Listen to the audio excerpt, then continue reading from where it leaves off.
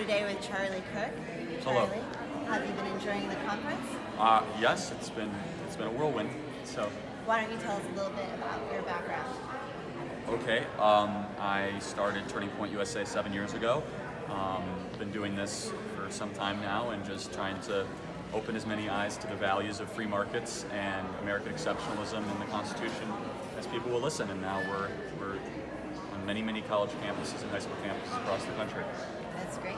Can you tell us a little bit about your support for veterans? Yeah, I mean, look, it's one of the big issues, and something that I think is really important. I mean, I'm wearing this to try to raise awareness, and one of the big things about this is we have to, as a country, admit that these reckless, endless wars have been a disaster. And that's not against the veterans at all, but we've had 9 servicemen die in Afghanistan this year. What the hell for? What does success look like in Afghanistan? Why don't we put America first, not Afghanistan first? We've been in Afghanistan for 20 years. We're fighting the Taliban. We're never going to win this. It's just not going to happen. And for what? We're spending tens of billions of dollars a month to fight a war that no one knows what victory looks like. You could line up generals from here to Pennsylvania, and they'll have a different answer. That's not war. That's endless conflict. Strong nations don't find endless conflicts. And then what happens, you have these thousands and thousands of these amazing heroes. They come home with PTSD, and then they get pushed all these antidepressants. You have the pharmaceutical companies that have way too much power. We're an overly medicated society, and they get them hooked on these antidepressants. They get hooked on all these horrible pharmaceutical drugs.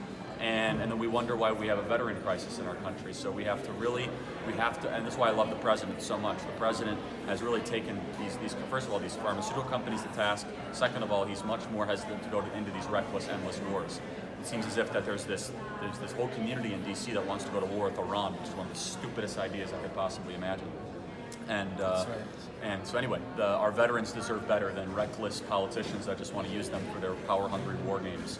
And look, I also believe that I'm not a dove. I'm not like this weak, person that thinks America should not put sanctions on Iran. But you could do a lot up until the point of a ground invasion or launching missiles that kill people. It seems as if in D.C. it's either there's a stupid binary choice. It's either you're going to send Iran hundreds of billions of dollars in sanction relief and send them $1 billion in a private plane, or you're going to do a war. Well, there's actually something in the middle.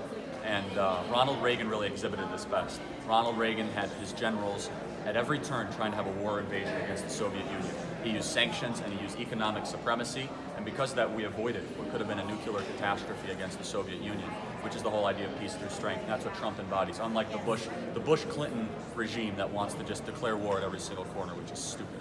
When did you start supporting the president? I started supporting him. I was a Walker guy, then a Cruz guy, then a Trump guy. I was never anti-Trump, but he was the nominee, and I supported him.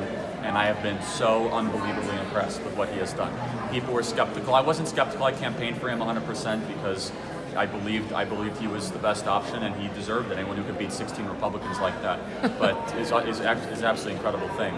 But I mean, look what he's done to our country is absolutely incredible. Our whole country's turned in a better direction. He's done everything he said he's going to do, and he's a hero. He really is a hero. And the courage that he has is just so admirable. And we have to do everything we can to help him. Thank you. How do you define a great leader? Courage. Yeah.